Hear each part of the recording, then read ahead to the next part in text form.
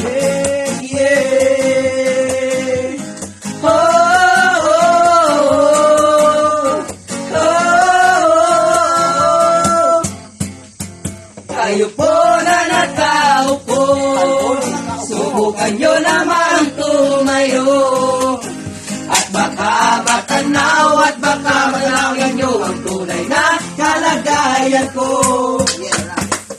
Tao ko rin bumabay sa loob ng malaking bayan na lawak na bakuran, mataas na pader pinapaligiran at napakilang mga mahal sa sakyan. Mga pakain na laging bulong ng bulong, wala namang kasal pero marami ang kababan. Lumakas man ang ulan ay walang butas ang bubong, mga kutsara na hindi sila ang totoo. Kaya kanin nagsipili ng batas para sa kasahod, kaya na hindi pasko sa mensahe ngayon. Ang sarap siguro manihan sa bahay na ganyan, sabi pa nila hindi tumulong para tagpuan at tao na nagmamayari na sa upuan na kapag pinag-aagawan. Kaya naman hindi niya pinakakawalan kung magkikatalong sa sakin.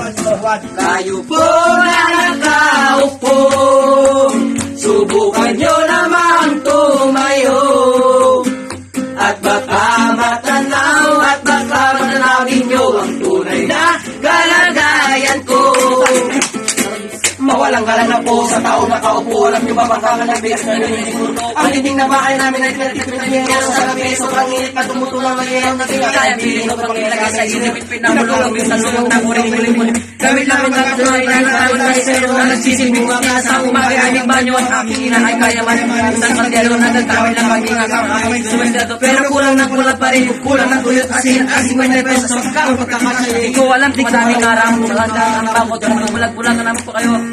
At kahit yung dami ng pera nyo ay walang aktor na magpapalino niyang matanyo.